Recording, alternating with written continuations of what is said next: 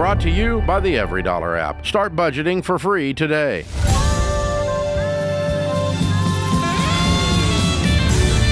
From the Ramsey Network app, it's The Ramsey Show, where we help people do work that they love, build wealth, and create amazing relationships. I'm Jade Warshaw. Next to me is Rachel Cruze. We're taking your calls all hour long, talking about your life, your money. It is a live show, so call in. We want to hear your calls, and we'll get started, Rachel. It's going to be great. Let's get into it. All right, we've got Emily from New York City, New York. What's going on, Emily? Hi, thanks for taking my call. I'm mainly calling because my husband and I feel like we make pretty good money, especially for where we live. And we're in a lot of debt, mostly from him going to dental school. And I would love to be a stay-at-home mom. We had a baby over the summer.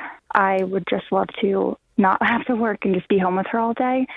But I just don't feel like that's like the right decision financially until we get out of debt. So I guess I'm just calling to see if that's even feasible for me to do, or kind of your thoughts on that.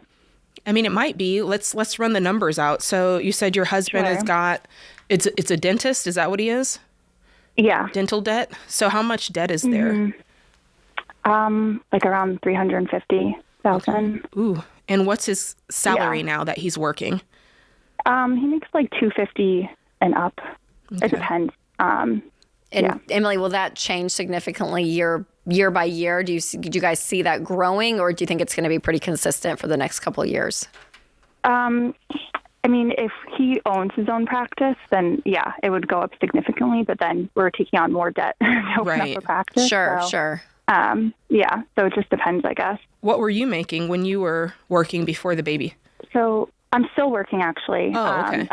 I would like to stay home, but I am still working.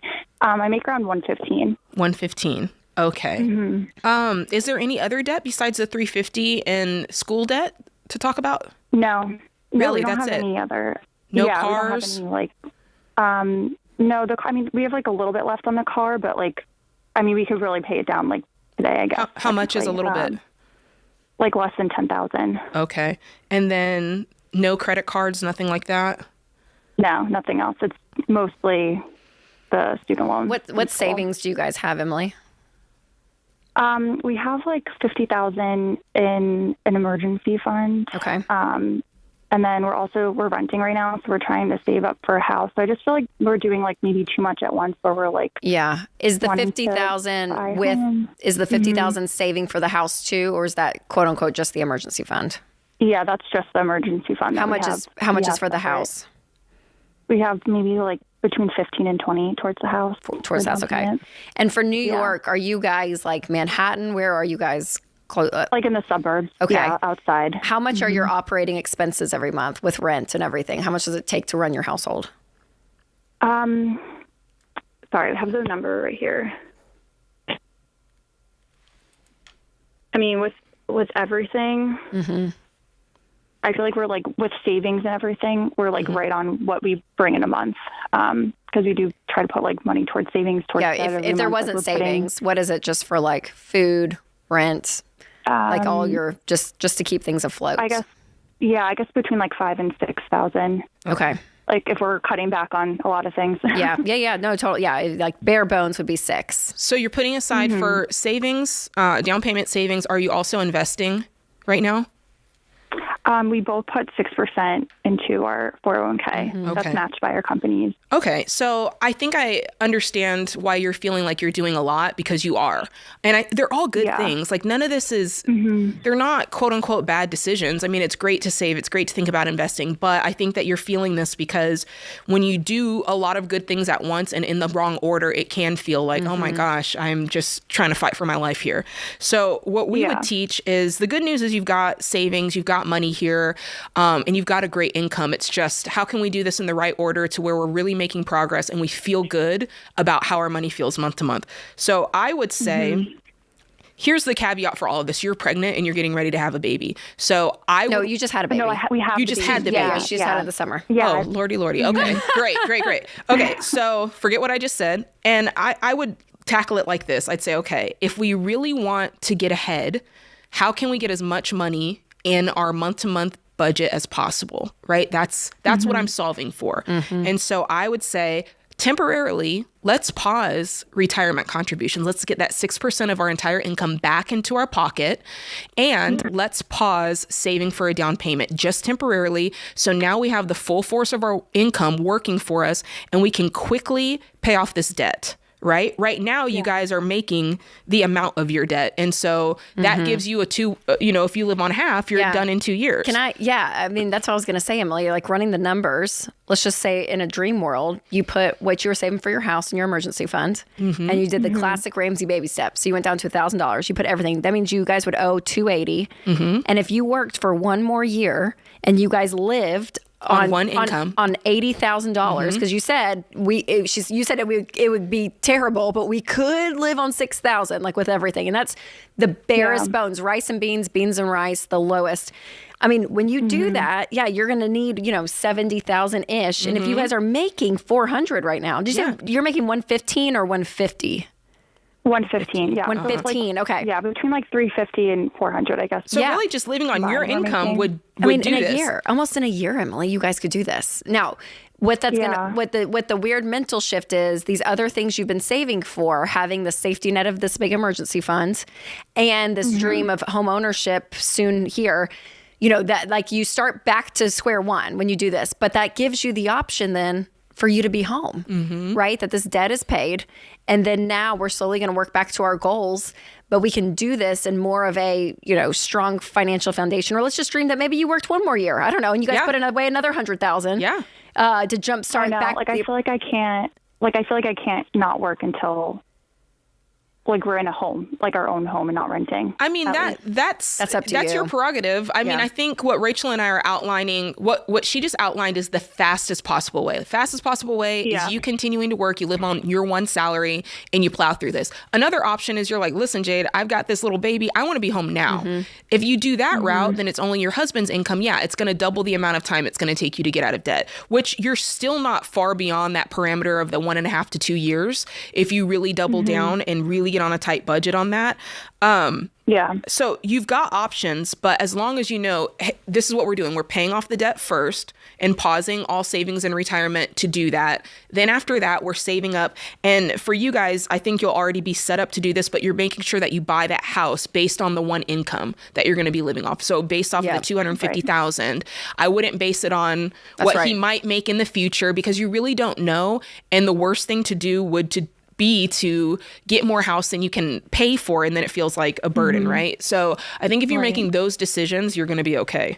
Yeah, and I think too, Emily, it's one of these like it's a values conversation, right? I mean, you can say, we value right now me being home, and it's where I want to be, and if that's what you and your husband agree with from like a lifestyle perspective, and your family decides that, that's great. That's what you guys have decided. Now run the math on that, and if that starts to feel too long, like you can't breathe, and that you're going to be home, but you're going to be stressed out because you guys are living on nothing for 4 years, where you're like, okay, I could just do one more year, get out of this debt. You know what I mean? Like it's an either or game.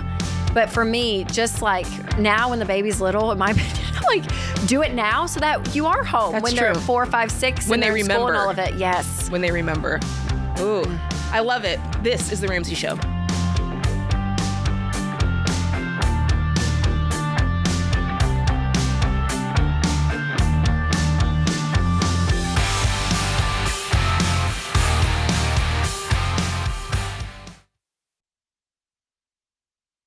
I've been doing this show for over 30 years, and some of the saddest calls I've taken are from situations that are completely preventable.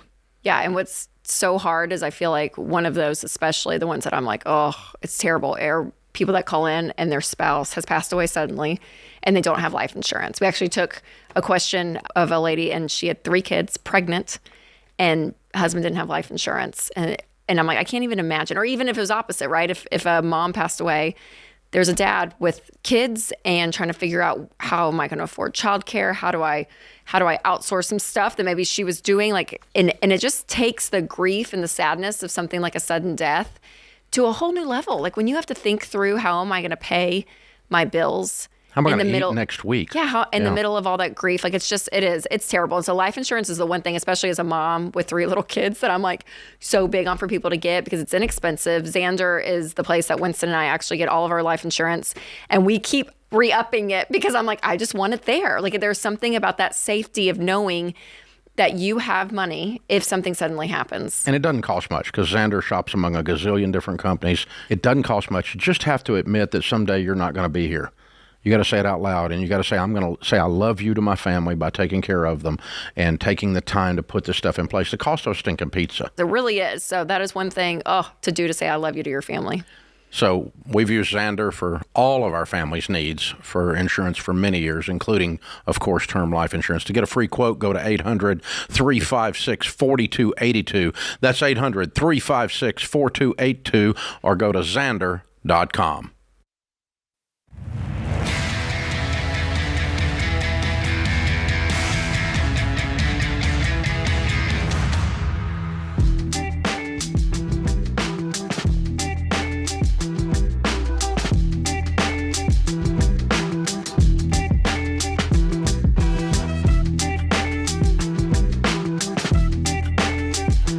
All right, back to the phone lines we go, taking calls about your life and your money. Another call from New York City, New York. We've got Jasmine on the line. What's up, Jasmine?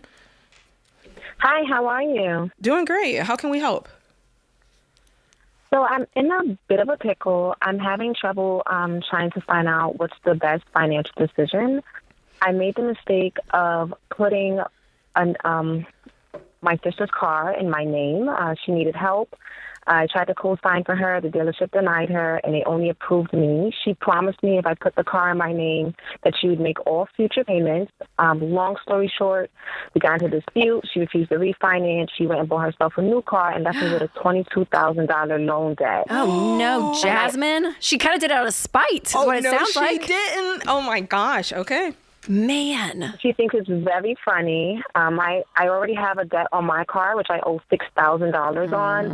I'm currently pregnant with my 3rd child. Oh, my gosh, So my question is should I sell both cars and just finance a new car, or should I just sell her car and just pay the difference, which would be $8,000? It's upside down 8,000? Ooh. So the market price for her car, she has a 2020 Toyota Corolla. The market price for her car is $14,000, and because I owe $22,000, once I sell it, I would have to pay $8,000. What? Go ahead. Did you Kelly Blue Book it for an individual seller by chance? Yes, and that would only be $15,000. So I would still be at like $7,000. Yeah. You're still underwater. Okay, I just didn't know. Sometimes you can get a couple $1,000s more for individual. What about your own car? You owe $6,000. What's it worth? Is that one upside down? And what did it begin as? I started with this car at $15,000. I took out a 6-year loan. So I owe $6,000 on this car. Kelly Blue Book put it for $7,000. I had a dealership call me and said, hey, they'll give me $8,000 for it. So, I mean, that's a plus.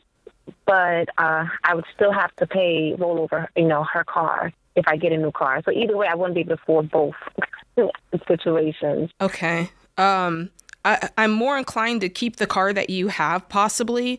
Let's find out more about your income. Tell us about your income. Tell us about your other debts so we can get a fuller picture here.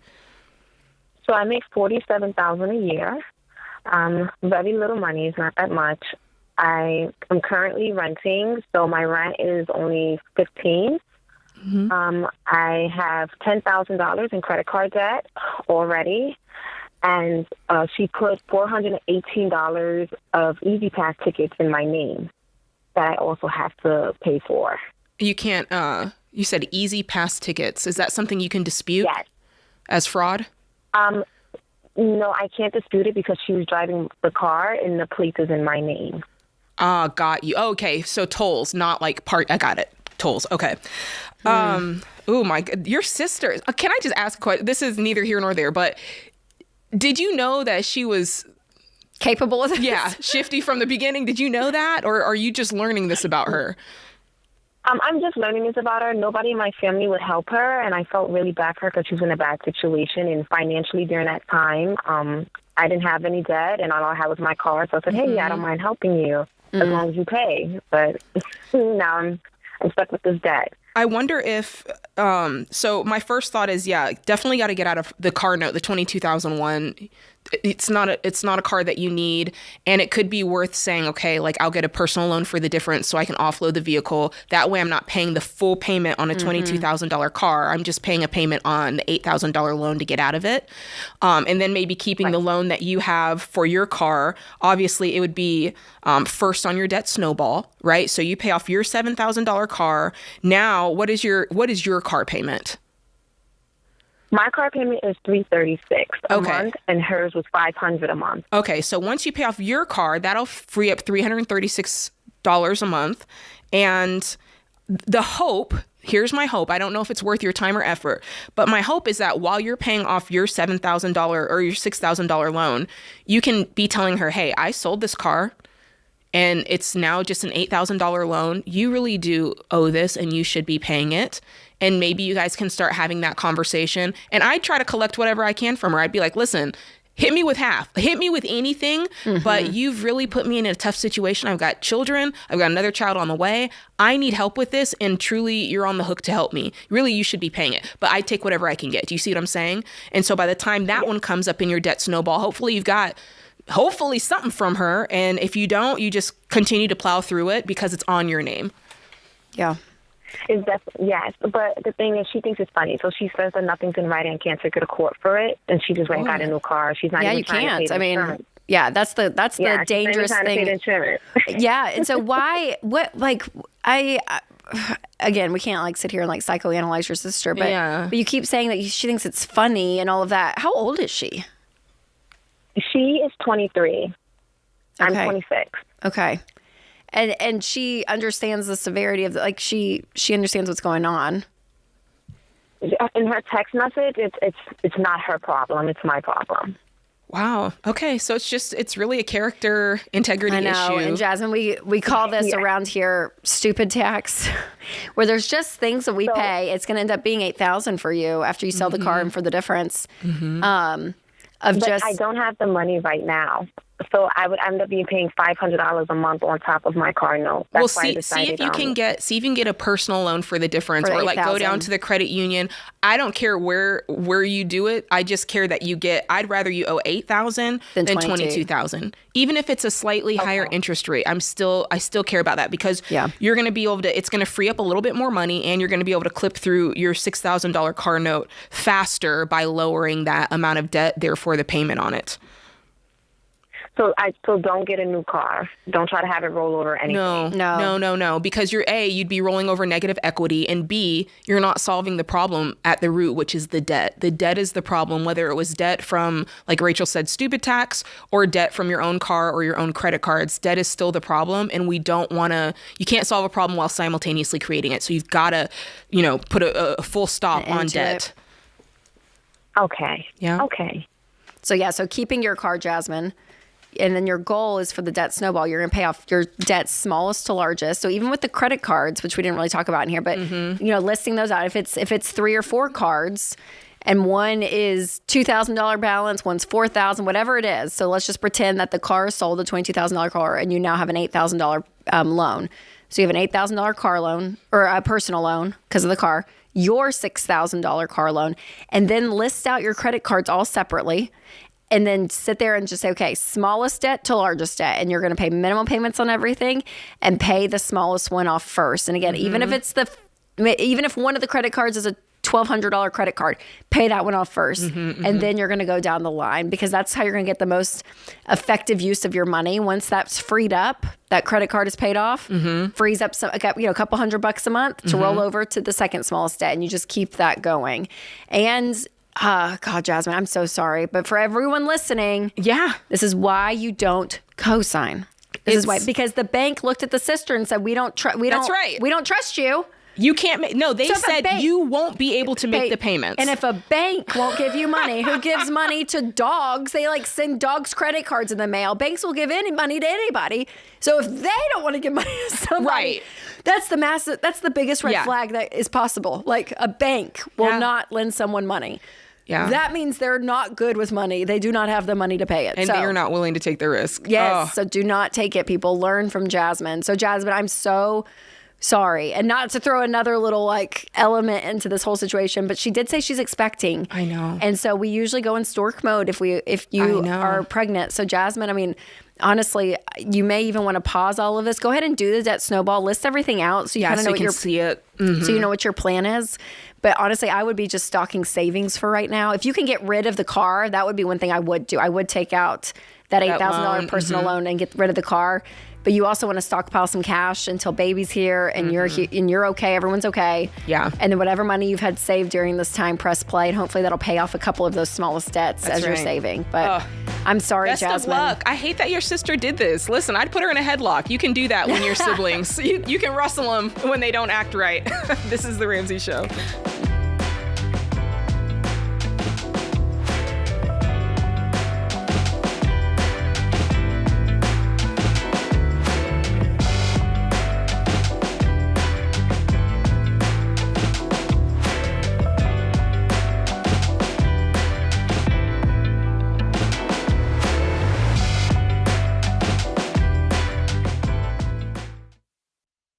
Hey, you guys, I'm not a fan of the big banks, and you probably already know which ones I mean. But I do like credit unions because they're nonprofit organizations that focus on their members. And I'm proud to endorse Fair Winds Credit Union because they share the Ramsey mission of helping people get out of debt and live generously. In fact, they design products to help keep you from going into debt in the first place. Fair Winds has been in business for over 75 years, and they serve hundreds of thousands of members worldwide. You can feel secure because your deposits are federally insured by the NCUA up to $250,000. It's easy to join, and Fair Winds partners with more than 5,000 credit union locations around the country, so you can bank in person wherever you live. But if you prefer the online experience, you can log on to Fairwinds and do anything you could do at a physical location.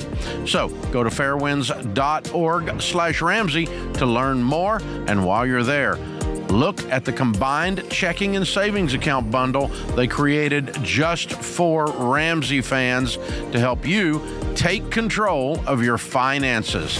That's Fairwinds, FAIRWINDS.org/Ramsey.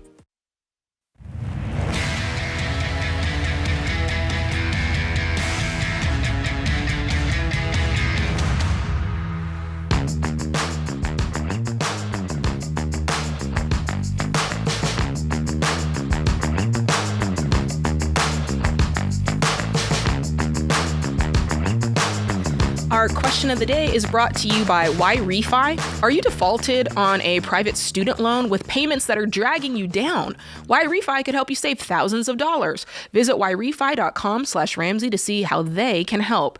That's the letter Y, REFY.com/Ramsey. Hey, it may not be available in all states. Today's question comes from Lucia in Arizona. She says, I have 2 young Hispanic daughters under the age of 5, and it's a tradition in our culture to have a celebration when a woman becomes 15. The average cost for this event in America right now is between $5,000 and $20,000. How can I save for this while keeping up with inflation? I can't imagine what it's gonna cost when they're 15. Wow. Man. The quinceañera. Quinceañera. Sweet 16, sweet 15. Yep. What do you think, Rachel? The range is what you're talking about here. I would have the same mindset as a wedding, that you can go as expensive as you want. Mm-hmm. You can go as inexpensive as you want. Mm-hmm. And a lot of that is dictated by the emotions and the expectations of the person involved, aka your 15-year-old or aka the bride. Yeah. And so I think there's a lot there as a parent you have more control over than a wedding. Yeah. Right? Yeah. And so I think you tell the 15-year-old, here's what we have saved. Mm-hmm. And it's a part of your tradition, so you're going to know we're going to save for this, right? Mm-hmm. So be putting money aside for it. And when the time comes, I wouldn't worry about inflation and all of that because we can't control it, but just save what you can. Mm-hmm. And what you have at that time is what you have to spend. But no, I would not be going into debt for it. I wouldn't even be, honestly, stressing over it either. I would have a plan for it and then let it be as it is. And the 15-year-old doesn't get to dictate the decisions either. So, yeah. Yeah, I'm also filtering it, Rachel. I'm also thinking, okay, 2 girls, which means 2 weddings coming up. And possibly 2 college educations coming up. So I feel like I would filter it a little bit through knowing what else is coming. So unless you guys really have a wonderful income, I mean, in 5 years, less than 5 years are going to be going to college too. Yeah. And then maybe in less than 5 years, they're going to be getting married. So there's part of me that's like, all right, I want to be really realistic to make sure, that we're able to save for all of that. And good luck. Godspeed.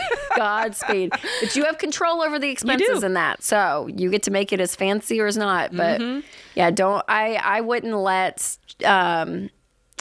the cultural pressure, right? Because I know this is a bigger deal than like a Sweet 16. I get that. It's like rite of passage. Yeah, it is. It's a big deal. So you want to celebrate and honor that. But yet we're not going to be stupid about it. That's right. When it comes to the cost. And we're going to be wise because that's a bigger gift to them than this one night kind of celebration, right? So and invite a lot of people so they get a lot of gifts and she gets a lot of money back. There you go. And then put in the college fund. That's good. Put in the college fund. All right. Kaylee is in Phoenix, Arizona. What's going on, Kaylee? Hi, guys. Can you hear me okay? We can. Awesome. It's such an honor to get to speak with you guys. I'm kind of new to the baby steps. I became debt-free about 2 years ago. My Congratulations. net worth is, thank you. Yeah, my net worth is currently at $44,000. But my problem is I really want to go back to school to get my master's. And I'm not sure if I should continue maxing out my retirement accounts each year or if I should just start saving now and not max out my retirement accounts, but use all of my savings as much as I can to front as much of my school costs as possible. Okay, so how much is the school going to cost? How long is the program and everything? So my prerequisites are going to be around $13,000, and then the program will be around $29,000. Okay. And then plus living costs. Okay. And what are you getting your master's in? I want to get it in nutrition.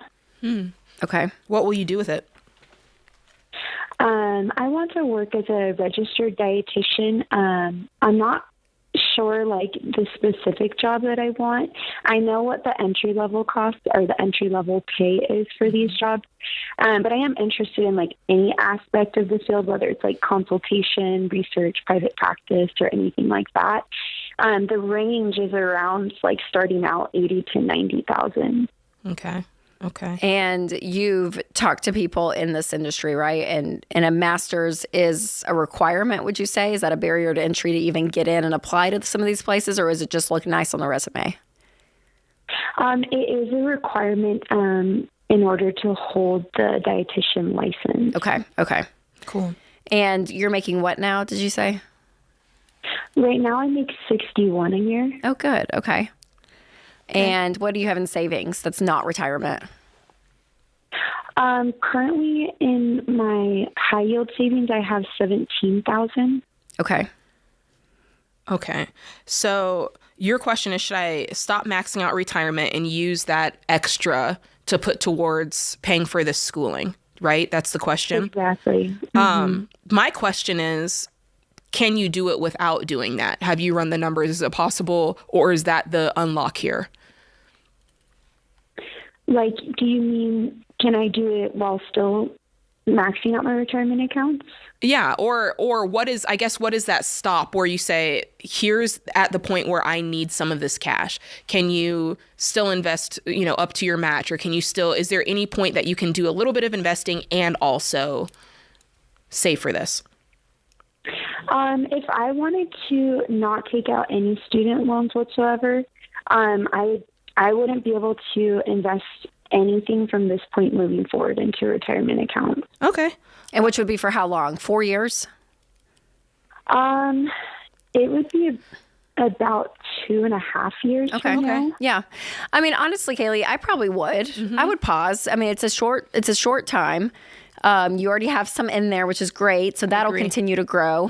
And I would take student loans off the table if I were you. Not an option. Yeah, they take it off as not even an option. So now going forward, how can I go to school and get my master's debt free? So it's that 17 is going to help with the prereqs. And so what you could do, and people do it all the time. It's a lot, but people work full time. They sure do. And go to school. And if you can keep your job and cash flow your way, I mean, Kaylee, that would be incredible because at the end of it, you have no debt. You're starting off. You get to switch jobs. You'll be making $80,000, which is a $20,000 bump. Yeah, at the low end, and you start retirement funding there, and you're off to the races. Versus saying, "Oh, I'm going to just pretend that you go, $43,000 in debt. You come out and you're making $80,000. Well, that's half of your income already in debt. So it's going to take you probably 3 years to get back. So it's kind of this there's a big give and take here. So the sacrifice on the front end, which is going to be a lot, school and working, but cash flowing your way, even pausing retirement for 2 years, and then getting that degree.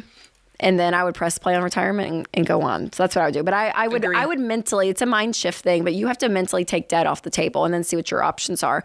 Because when it plays, it's the easy route. It's easier just to sign your name right now. It feels easier, yeah. It feels easier. And then on the back end, it's so many more years climbing out of it financially. And that's more time missing out on retirement, right? I mean, all of it, because you're going to be pausing for more years than 2 to pay this off. So, and I mean, I feel like it puts a salty taste in your mouth about the thing that you love doing, right? You go to get this degree in nutrition because you're like, I love nutrition, I love helping people.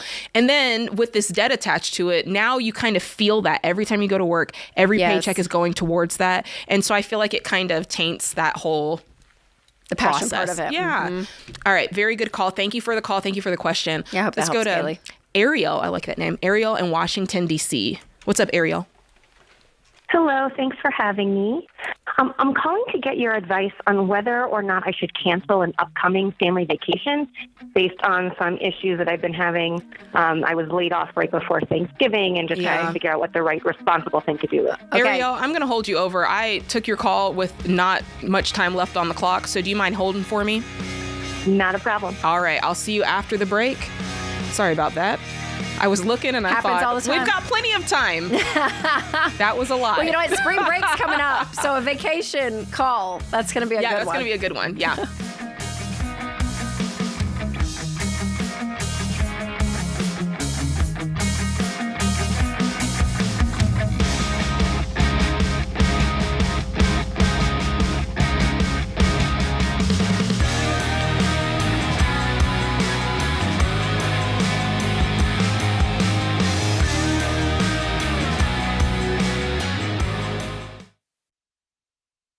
What does the future hold for business?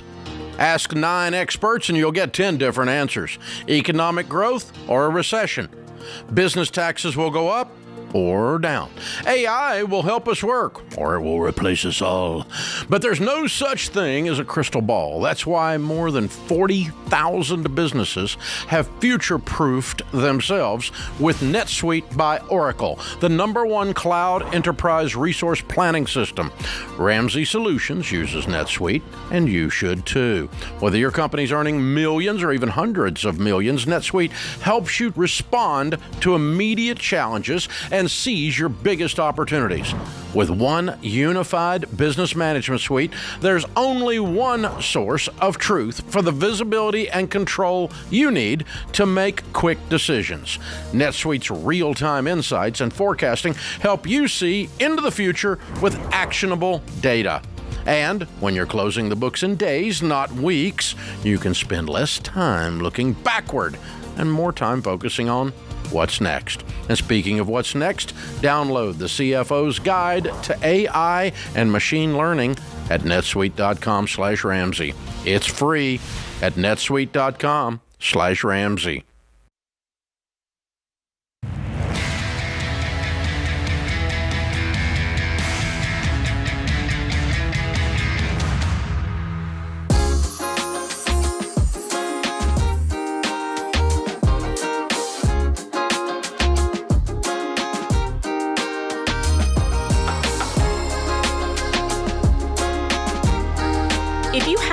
a simple tax situation, let's say you haven't had any major life changes, you haven't had any big investments, then you should check out Ramsey Smart Tax.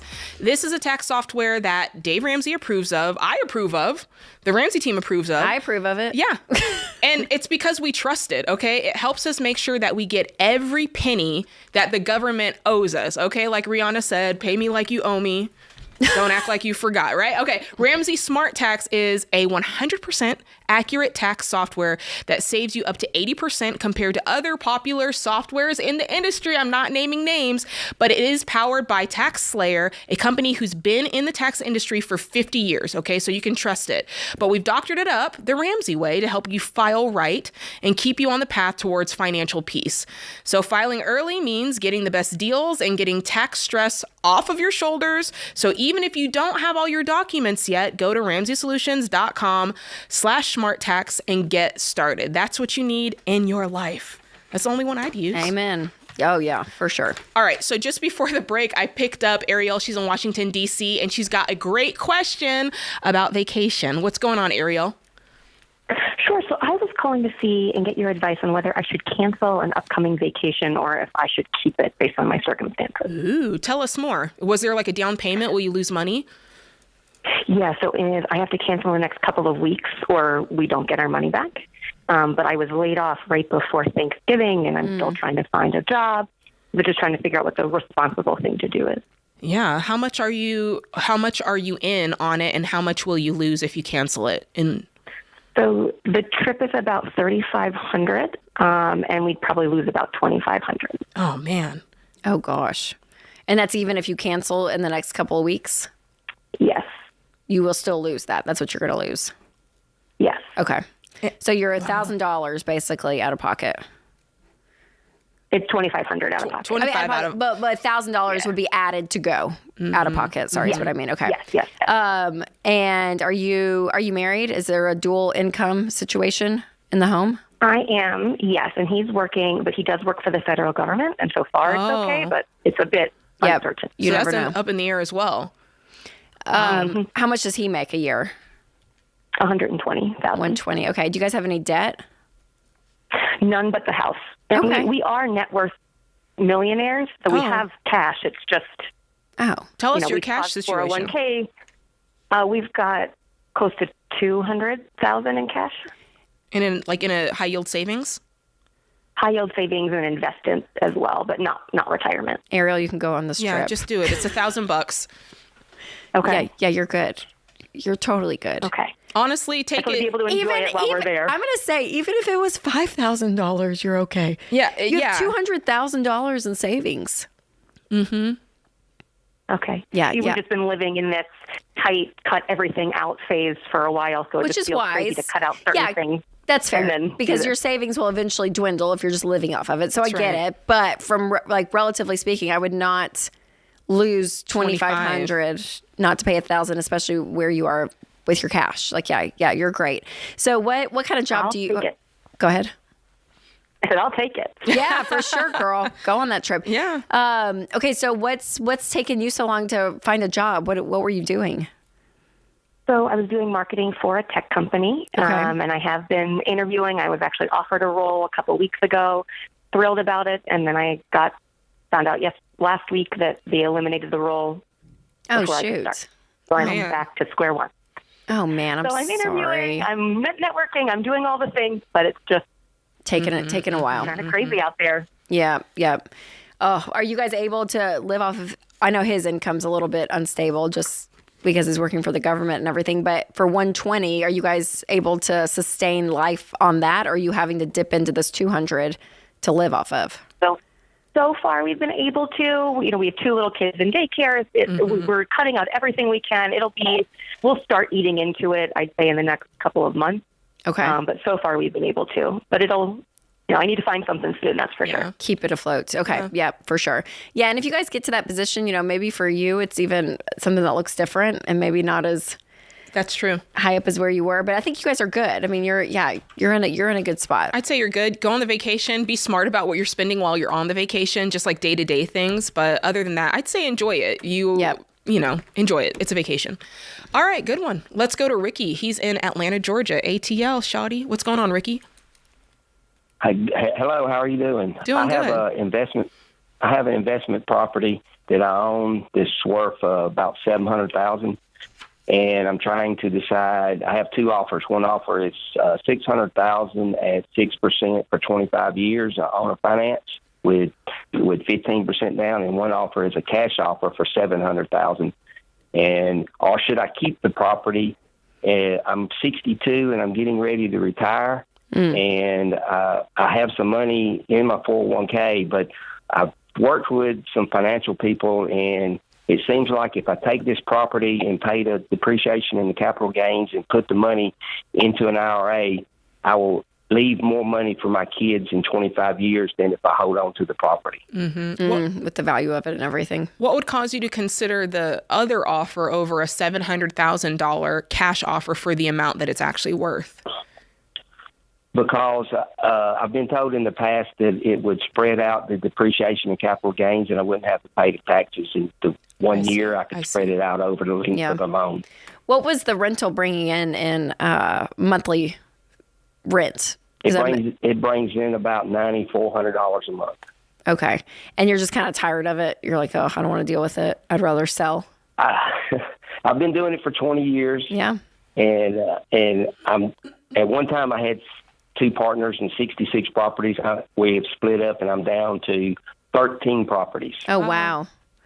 That's great. Yeah. So, I mean, I like diversification in general. So the fact that you have other properties is great because you're still in that, a little bit of real estate, in your entire portfolio. But if you have a cash offer like this, I mean, I would be tempted to take it. I just know how much work it is to keep up with properties, and you've kind of played the long game because really when it comes to making money in real estate, it really is what you've done where you bought. I mean, how many years ago? You've had it for how long? I've had it for 20 years. Yeah. And of course, we paid $400,000 for it. Right. It really made no money on it till now. Yeah. Because all of the money went to the mortgage. Sure. Yeah. So now that it's paid off and now you have so much equity in it, that's like the payday of rental, right? Where you get to do this and sell it and put money in IRA, live off the interest, and I think that's probably what I would do. I think it simplifies everything. And since you're a real estate guy, you still have other properties. Are those other ones paid for? Yes, they are. So I'll keep 5 rental units that are completely paid for. Okay, Ricky. So how much are you worth? I'm just curious. How much are all these properties combined?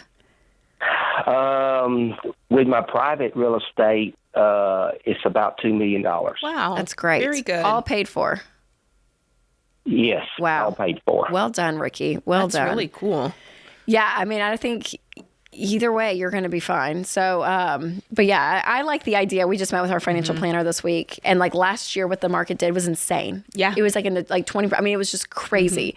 22 wasn't a great year, but 23, 24 were great years. Yeah. So it is kind of fun to see the math game in the market, just knowing, okay, you had a piece of property, which is ideal, right? When you make money in real estate, you're kind of making it at the buy. So you buy it, hopefully cheap. And then as it appreciates and you gain equity, then you get to sell it, and that's where you're making the money. And so it's what he's done. And then go put it in the market, and hopefully, knock on wood. I know it won't all be that as good of a year as we've had the last 2 years, but it's over just time, been incredible. It's really the same game with putting it in the stock market as it was with real estate. This is the same idea of keeping that investment over time. And over time, you like you said, you might not have a year like 23, 24, but you could. And you should see at least a 10% return over that scope of time. And so that's what we're talking about when we say that. So I think it's great. Great, Ricky. Way to go. Well, congratulations, too. Yeah, congratulations. I love a call like that. I love celebrating wins with people. That does it for this hour of the show. Hang with us, and we'll be right back for the next hour.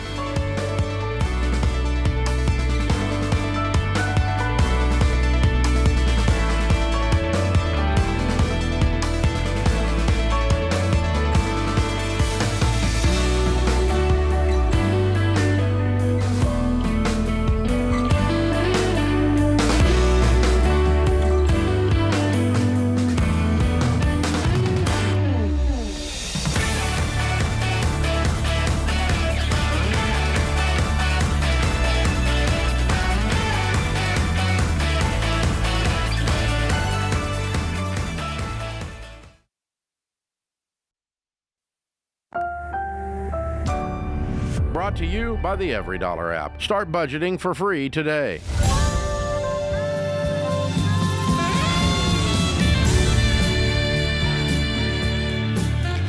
From the Ramsey Network, it's the Ramsey Show. Thanks for hanging out with us. We're taking more calls about your life and money. Again, if you want to call in, you can. The number is 888-825-5225. That's how you call in. That gets you on the line. And when you call in, you'll just leave a voicemail. You can call at any time of day. You don't have to call while the show is going on. Leave a voicemail and we'll set up a time to get you on the line. Or if you do call during the show, you could get on right away. That's the way it works. All right, Rachel, you ready to get into it? Let's do it. All right, Patricia in Sacramento, California is on the line. Hey, Patricia. Hi, how you doing? We're doing good. So I need help. I went from zero debt in January 23 to $54,000 in April 24. Ooh. I was trapped in this abusive relationship that I was hospitalized and arrested for fighting back, but I'm out of that now. Oh my gosh, I was in survival. Patricia. Yeah, I'm so I was sorry. in survival. Thank you. I was in survival mode, so I signed up for a debt relief company, and I trusted them. But now that I'm able to take a look at what's going on, I see that they're taking all their fees up front. They're barely paying my creditors, and I have to respond to my second lawsuit by next week. Oh, my gosh. I've also found expired DocuSigns that I never saw they would expire really quickly, and so I don't know what they've negotiated. I know they've negotiated about $36,000 of it, and there's still the rest of it's outstanding. And I did pay off my first lawsuit privately. So the companies that they stopped paying are suing you, right? You stopped paying your debts, and the money that you sent, they weren't paying it. So is that who's suing you? Your creditors?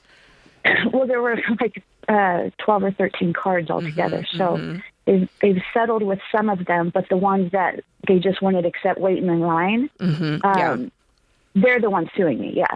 So like I said, I paid off one, and yeah.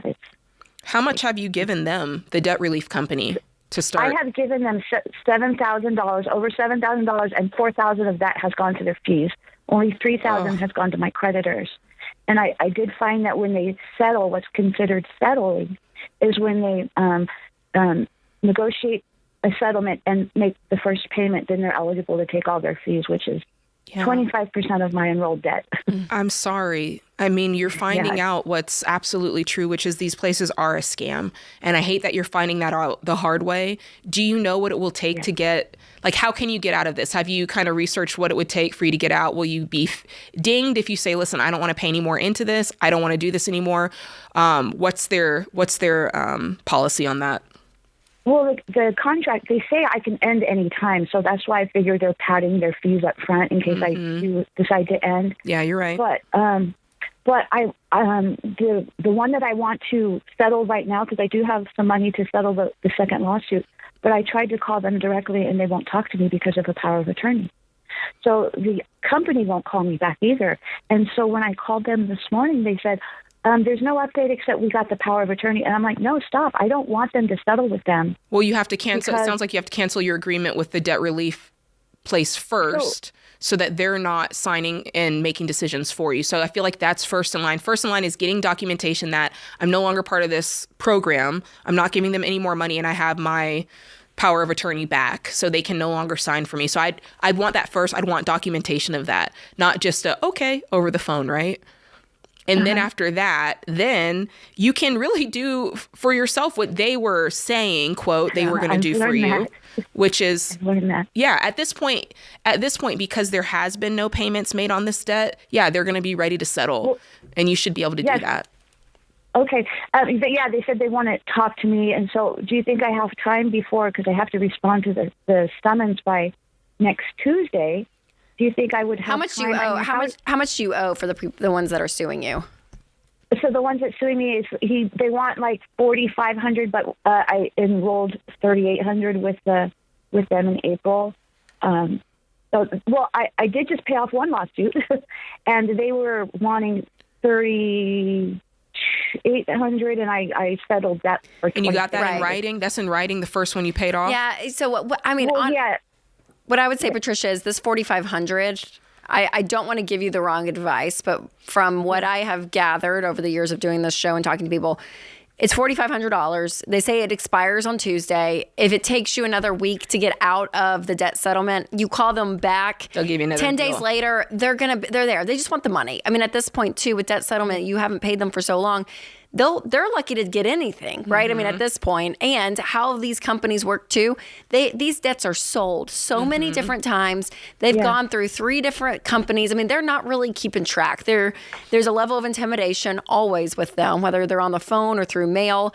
And so, I mean, some of it is legit, right? I mean, they can, but I really think, Patricia, if you take all of next week to get out of the debt settlement, and it takes you a couple of days, and for them to email over paperwork like what Jade's saying and have documentation that you are really out, then I would call this company back and show them and tell them, hi, I had a document. I'm a few days late, but I have $3,800. I can pay you and just settle this now. They're going to take your money. They will take it. So I wouldn't be... I would be on it. I would be urgent about all of this because I want you out as soon as possible. But I wouldn't let their timeline be the one that's dictating all this either. Yeah. I mean, like you said, Rachel, a lot of it's fear tactics and you going, oh my gosh, they're suing me. Oh my gosh, I have a timeline. Oh my gosh, if I don't. And Rachel is exactly right. You'll have the opportunity to make a deal again. Well, I have to reply to the summons by next week, because if I don't reply to the summons, then they'll make a judgment against me. And what do you, what's the reply? What's the process of that? What does that mean? I have to go to the courthouse and file a response. It costs $250. That's what I did the first time. So could your response be, well, there's 2 things happening here. A, you're concerned about filing the response, which is next week, right? What day? Yes. What day? It's the 13th. The 13th. Yeah. I don't know what day is that. Is that Tuesday? It's like Wednesday. Okay. Wednesday, I think. So you have 2 business days to try to get out of this. And if you can, then you can apply, go to the court summons and say, I just got out of the debt consolidation. I have the money here and I'm ready, right? That's one response. The other response is, I've been trying to get out of this debt consolidation and I have record of me trying to call and pay this and they have not taken my payment. But I have the money. I have the check here. I'm happy to pay it today, right? So there is part of this where you might have to plead your case on that. And that's why it's so important to document everything you're doing. I called them on this day at this time, and they have to record those calls too. I called them at this day and this time. So you just do your due diligence on making sure you're keeping record of everything, and then show up at the summons with wherever you're at in life. I've just filed the paperwork, or I'm waiting to hear back on them, and just take it one day at a time, because I think you're freaking out a little bit about what may or may not happen.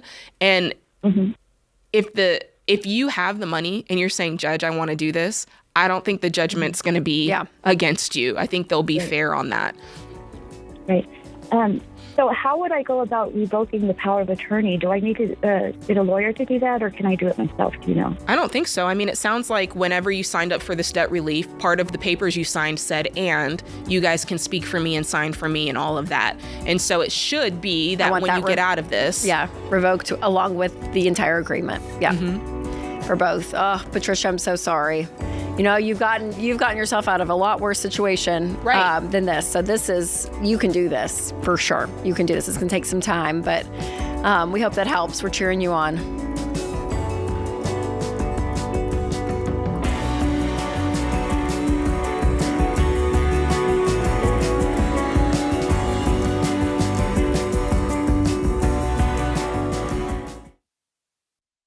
Hey guys, I'm Jade Warshaw, and I want to talk to you for a second about student loan refinancing. Okay, if your payment and interest rate are burying you and you feel like you can't dig out, refinancing your student loan might make sense, because a lower rate could help you free up more money in your budget, and a shorter term could help you pay down your debt faster. So reach out to the student loan refinancing experts today at laurelroad.com/Ramsey. There, you'll find helpful resources like a student loan rate table, a refinancing calculator, and other tools. Plus, you can get an initial rate in just a few minutes. Laurel Road offers low, competitive rates starting under 5%. You can even get your interest rate lower if you sign up for AutoPay. If your situation is more complex, though, sign up for a free 30-minute consultation with one of their student loan refinancing experts to get your tough questions answered. Listen, not everybody should refinance their student loan, so make sure you run the numbers, but for some people, it's the right move. Learn more at laurelroad.com/Ramsey to find out more about their student loan refinancing. That's laurelroad.com/Ramsey.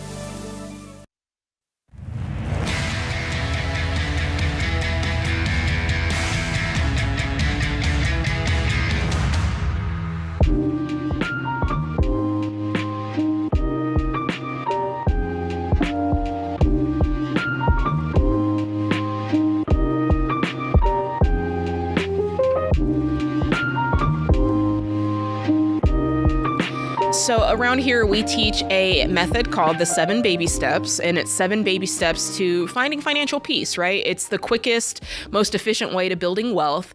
There's 7 baby steps, and if you are working them, we have a really great way to check to see if you're on track. Okay, so there's a quiz that you can take to check your progress, and you can also receive a personalized plan that's just for you as you walk your own journey on the baby steps. So simply head to the show notes and you can click the link that's titled, "Are you on track with the baby steps?" So if you click that link, then we'll send you the quiz and you can complete it. So that's a really great way to stay motivated and make sure that you're staying on track with this whole thing, because it is a journey and you need that extra boost. All right, let's take another call. We've got Grace. She's in Omaha, Nebraska. Hey, Grace. Hi, I am going to college next year, and I just had a question about which college I should go to. My state school I would have to pay for, and it would be about 2 years to go. But I got an opportunity to go to a very prestigious school that would be a full ride, but it would be 4 years. And I was just wondering, is time more valuable than money? Oh, wow. Okay, so both options are paid for? Is that what you're saying? My first option, which is like my state school, I would have to pay out of pocket. You would for pay out that. of pocket. And right now I just don't. I have stuff in savings, but it would be, I'd have to work very hard, and it would drain my savings account pretty much. Okay. How old are you, Grace?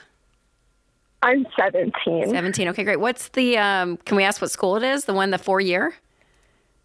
The 4-year school is Notre Dame. Wow. Say less. Golly, Grace.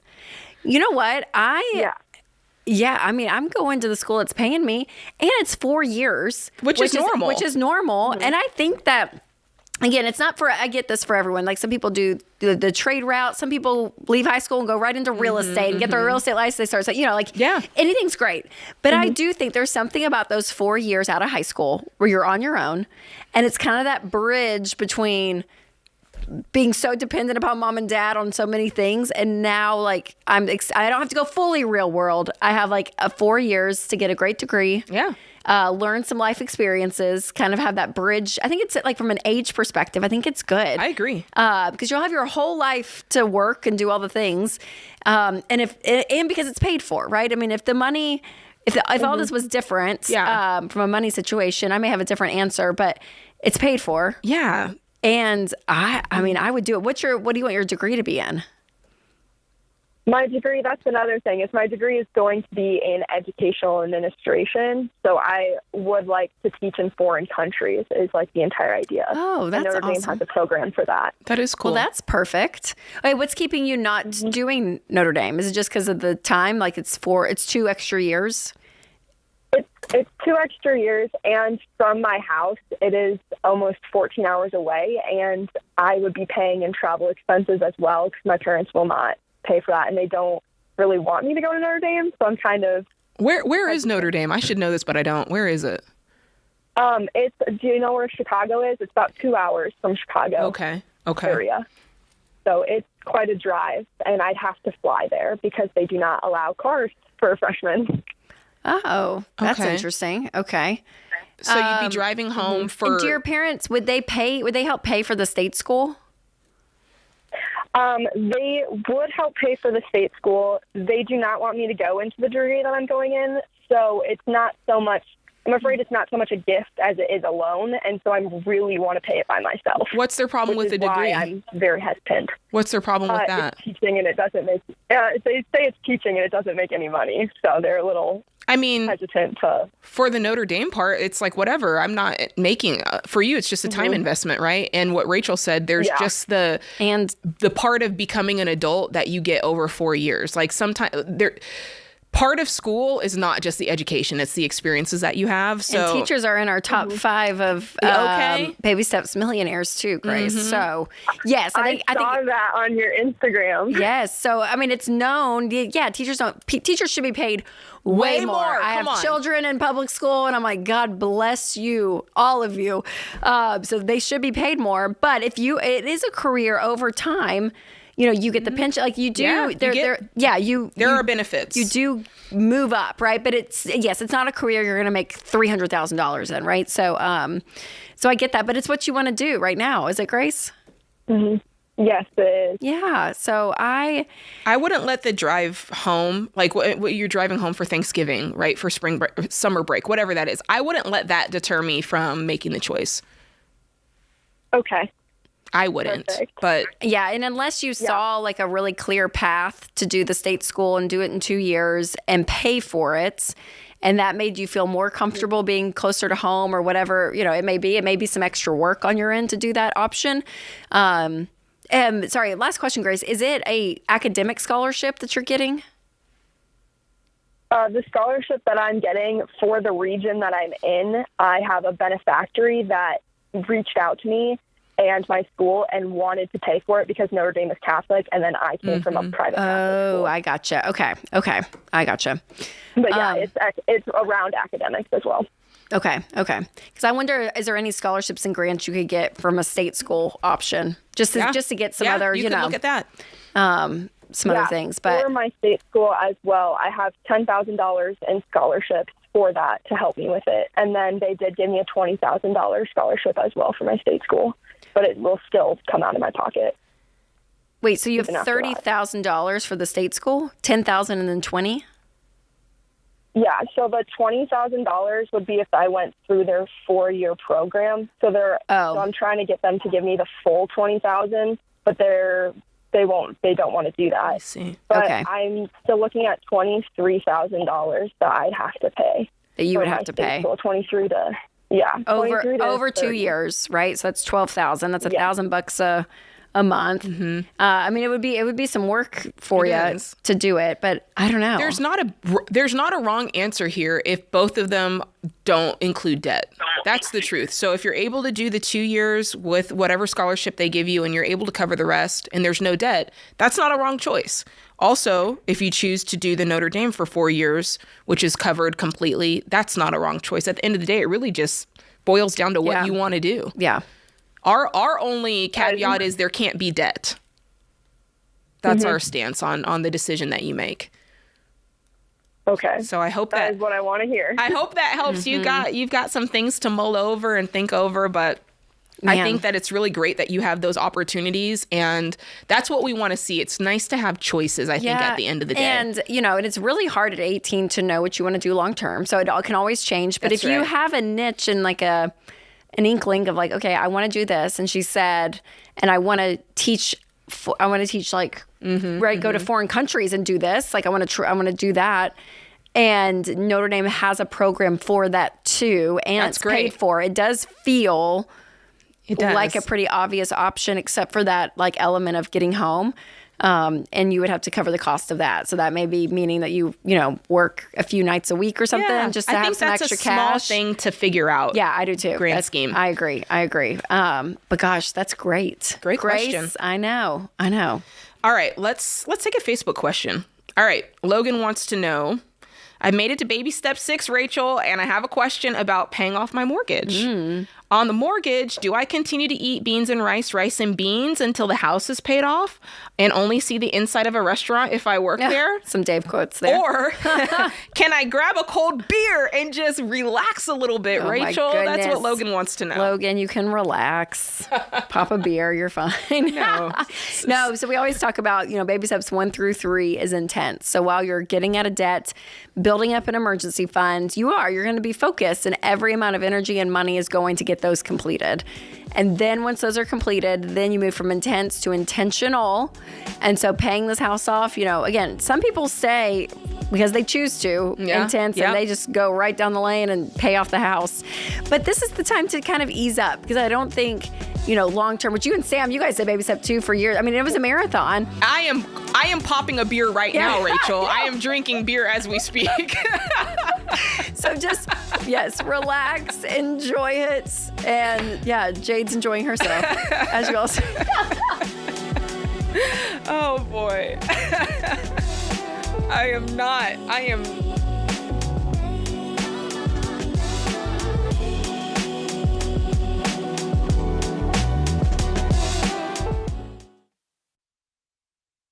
Have you gotten one of those texts recently claiming to be the USPS with some sketchy link to update your address? It's annoying and a little terrifying. And you probably think to yourself, I should do something about this. But where do you even start? Well, as your nerdy friend who does the research for you, I found the solution. They're called Delete Me.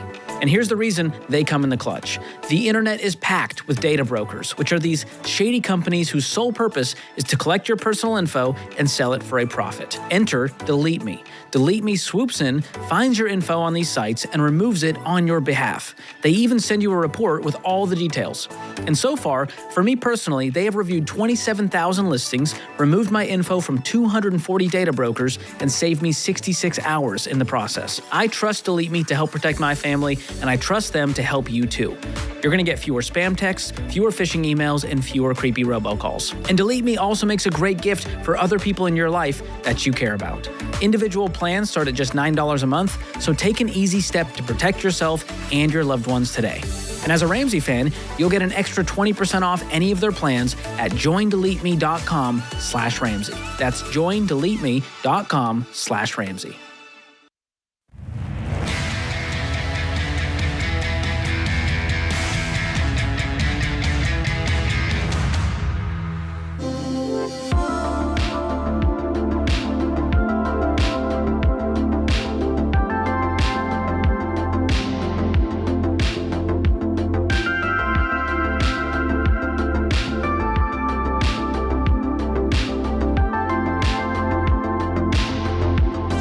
All right, you're listening to The Ramsey Show. We have Peter, who's in Manchester, New Hampshire. Let's see what he's talking about. Peter, how can we help? Hey, how's it going? Going good. What's going on in your world? Not much. I was just curious to see. I have, in probably like 5 years or so, I'm thinking about buying a house. I'm just curious to see about manual underwriting. I think I know mostly about what I know about it, and I'm just curious to see what companies you'd suggest to go through to do that. Yeah. And I know it's kind of rare to find, I guess, is what I've heard anyways, but just kind of see what you guys think. How old are you? I'm 23. Okay, cool. Well, you're right. Like manual underwriting is what we would say for people who don't have credit scores, right? Which is what we suggest. And just kind of clarifying the idea that a 0 credit score means that you have not borrowed money. And if you did borrow money, you paid it all off and your credit score rolled to 0 or indeterminable. It is not a low credit score. It is not a bad credit score. It is a 0 credit score. And you're right. You do have to do your due diligence and search around, because every loan company, every mortgage company won't do that, right? So here we talk about Churchill Mortgage because they will offer manual underwriting, and they'll do it for just about every state, Rachel. I know there's some that are not on the list off the top of my head, but most of them are. I think it's like, and if not, they can help find Alaska. A provider in your area too. So I would contact Churchill, is who I'd recommend. And and it is, there's a little bit more of the effort put in to this kind of process, kind of like sometimes it's effort without living with debt. Like if you don't have a credit score, you know, there may something with insurance may come up, but they pulled your credit report, they don't have anything. So you're gonna have to show them past bills that you've paid on time. Like there's a little bit more effort, but it's way worth it from a mental capacity than keeping debt and managing debt your whole life for the score. Right. That's right. But it is still possible. And people, they're still doing it all the time. And it's still a possibility. Cool. Yeah, absolutely. Let's go through what you'll expect. Let's go through what you'll expect so you'll be able to start planning for that, because I think that knowing that going in is important. So you do have to show rental history. So if you're living with your parents, I feel like this is where people get hung up, is if they're living with their parents and they haven't been paying them any sort of rent, you still have to be able to show 12 months of rental history. So keep that in mind. You're going to have to show 12 months of other trade lines. Like Rachel said, if you're not borrowing money, then other trade lines could be things like cell phones or utilities or even insurance payments, car insurance payments, something like that. And you're going to have to show like actual money that you're making money. So you'll have to show income for the last 12 months. If you're self-employed, it'll usually be like 24 months. And they're going to want to see your pay stubs for the last 30 days. Okay, so that's what you're looking for. And if you are self-employed, they might want to see your tax returns as well. So that's kind of just a nutshell of what they're going to ask for, so you can be prepared for that. Okay, perfect. Thank you. So would it be smart to make an account with that said bank or mortgage company so that I can, like, if I'm able to throw money into that account, I can start a relationship with them? Is that kind of a smart way to do it, or do you guys suggest anything other than that? So I just want to be set up for when the time comes to be ready to do it. I love that. I love that you want to be ready. I think you're thinking of it as a bank or like a bank account. It really just is a mortgage company.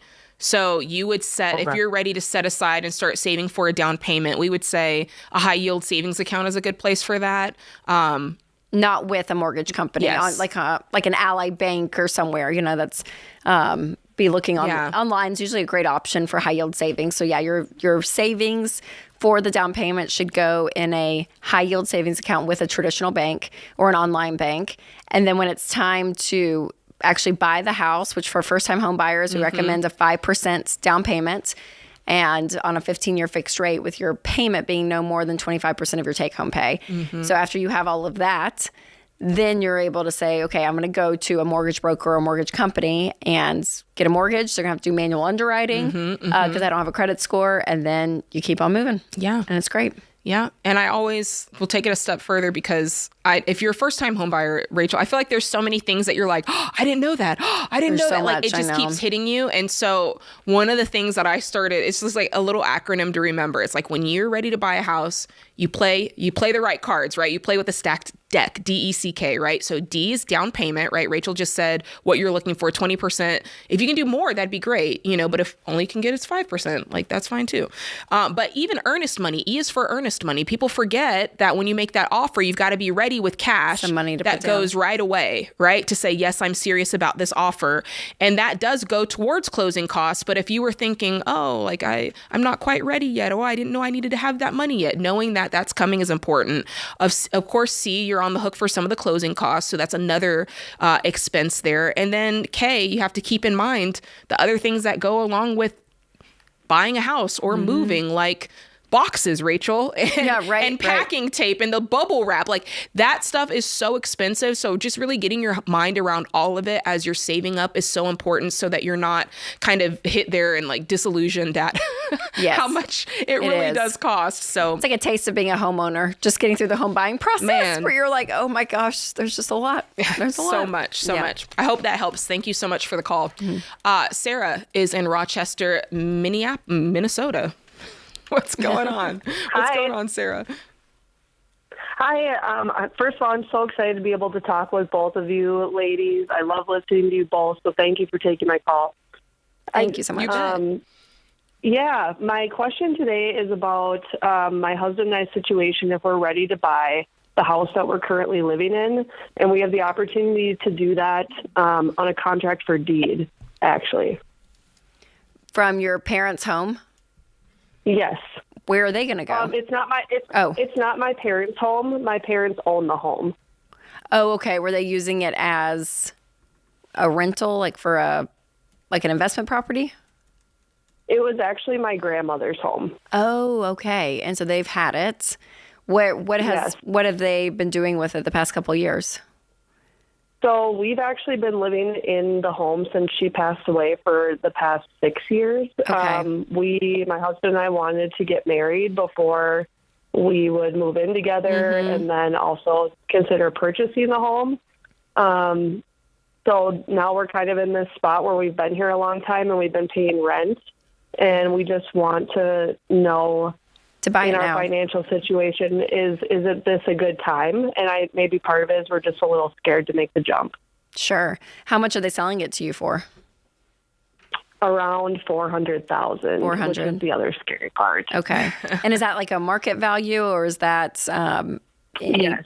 discount? It's market value, so you're not getting any kind of deal because it's grandmother's home. There may be a little bit of a deal in there, but that's, I would say, probably maybe no lower than like $380. Okay. No, that's fine. Yeah.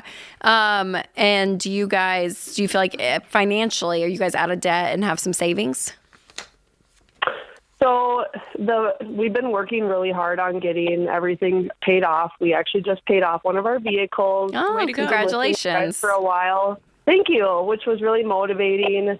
So we do have one other vehicle to pay off that we still have $20,000 on. Okay. How much do you guys make a year? Making around $145,000. $145. Okay. Do you have money saved at all? Any savings? Well, I have we have money saved, about $15,000 in a CD. Okay. And then we've been keeping like a little bit of an extra savings for us with the kids. But the rest we've really tried to put towards our debt. Okay. So what would be the down payment for the home? So we could put a down payment of $20,000. How? Where's it coming from? That we had set aside to put that from. So you have an extra $20,000. Yes. Okay. Got it. I would slow down a little bit, Sarah. I think it scares you because you guys are in a little bit of a shaky situation. I'd take the 15, some money from the 20, pay off the car tonight. You'll have 15 left. That's your emergency fund. Then I would resave for a down payment to make you feel good about it. So I think you guys are still a few more months away, maybe a year away. But the good thing is the house isn't going anywhere. That's right. It's grandma's house. So tell your parents, hey, we need a few more months, and I'd be out of debt emergency fund with a good down payment.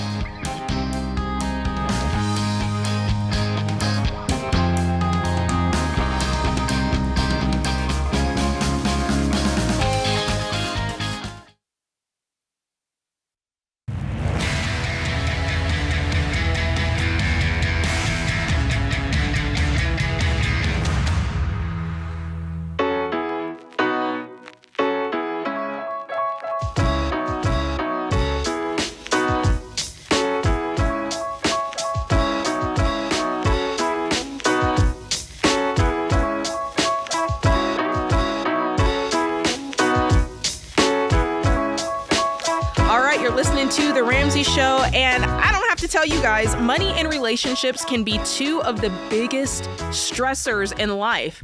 I mean, it's so true. They go hand in hand. So if you're feeling stuck, you're feeling overwhelmed or uncertain, let me just tell you, you're not alone. Stress and fear do not have to control your future.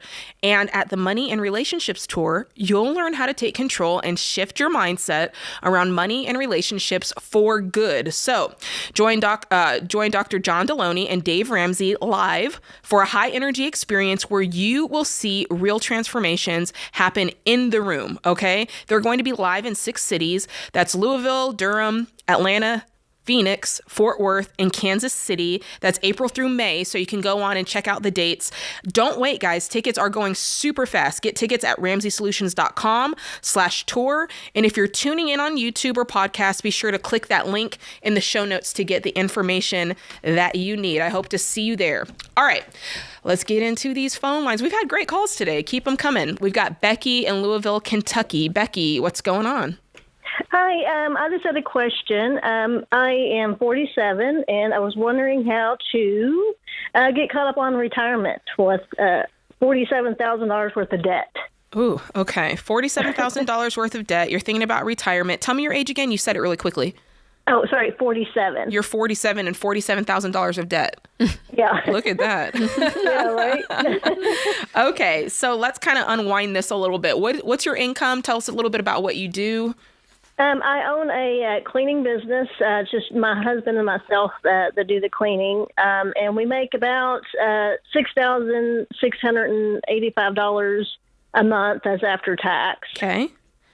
And what else did you say you needed? Is your husband the same age you are? Is he in his late 40s? Yes, 47, yeah. Okay. What kind of debt is it? I was looking at it. It's mostly like back taxes, and we have 3 credit cards. Okay. So you owe the IRS. How much of that is IRS debt? I owe, let's see, about 25,000. One to our local DOR, Department of Revenue, Okay. and then 15,000 on IRS. Okay. And then we have 2 SBA loans that adds up to about 13,000. Okay. Yeah. So you've got your work cut out for you here. I mean, typically we would say, to do the debt snowball, list them smallest to largest and go through like that. In this case, we always say that IRS debt or tax debt jumps straight to the top of the list.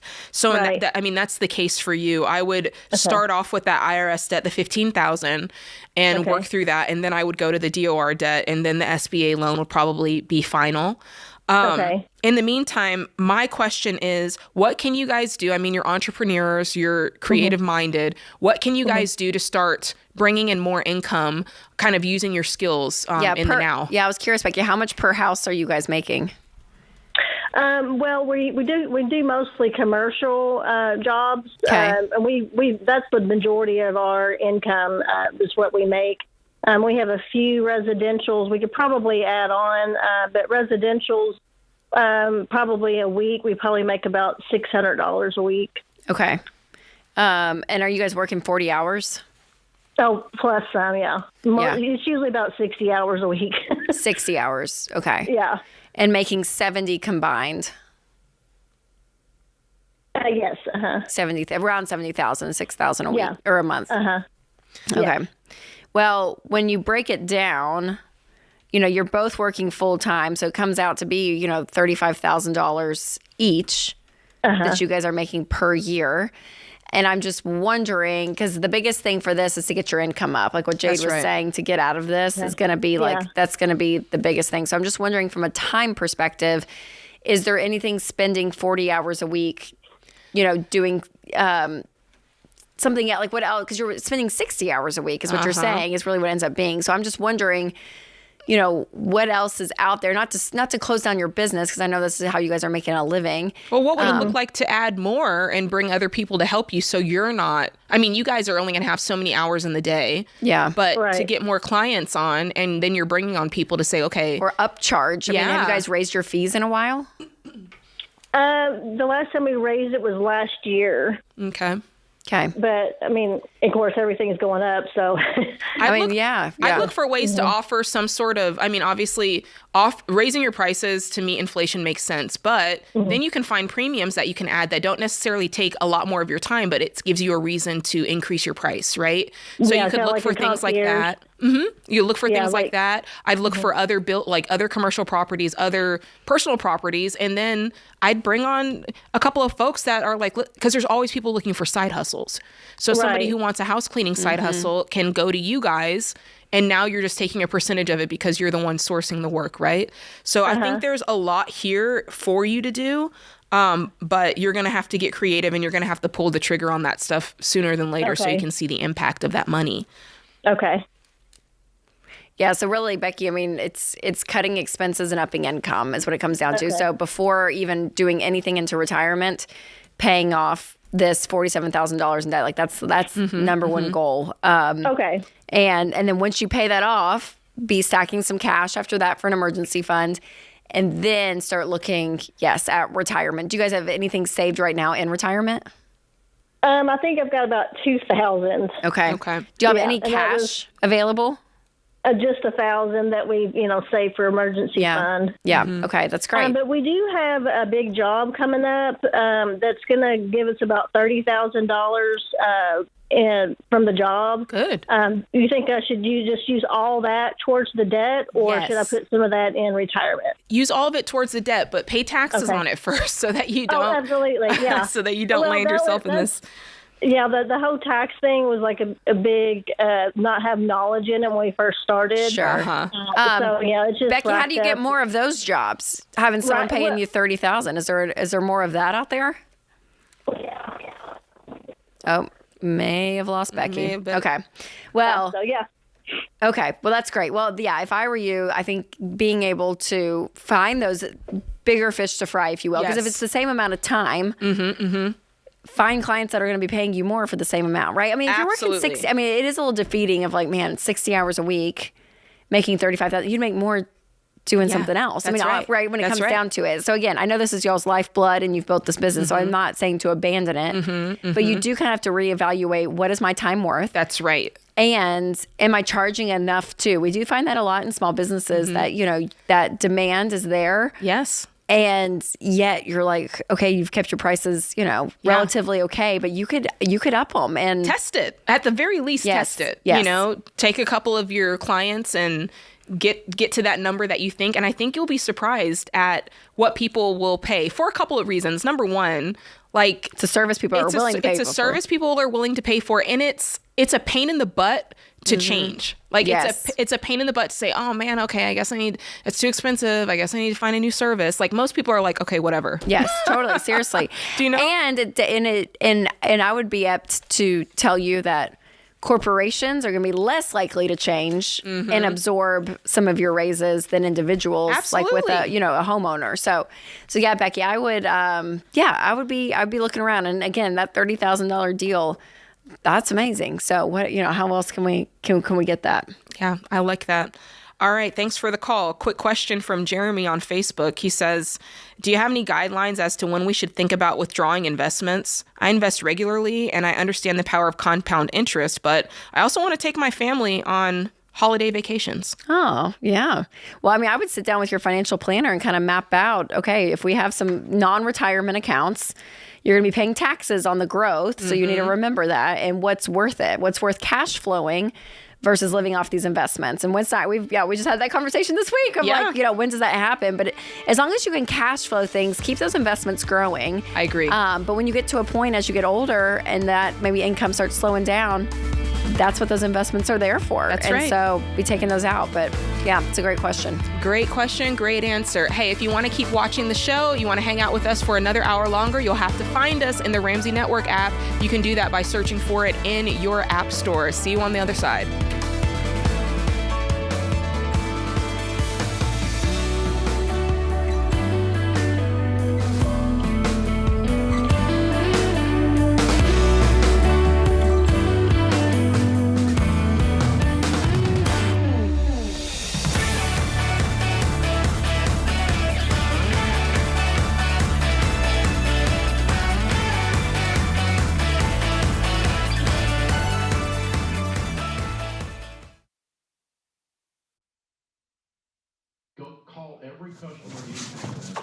Hey, what are you still doing here? You know the rest of the show's happening on the Ramsey Network app, right? So you got to jump over there to continue watching. You can download it for free. Just go to your app store, type in Ramsey Network. It's completely free, and I'll drop a link in the show notes to make it easy for you. So if you're watching on the app, you're in luck. But if you're watching anywhere else, this show is over for you. So jump onto the app and let the fun continue. All right. Go on now. Don't make it weird. Okay, I got nowhere to go, so you need to go. Okay, bye-bye now. All right, it's getting weird over there, guys. What do we do?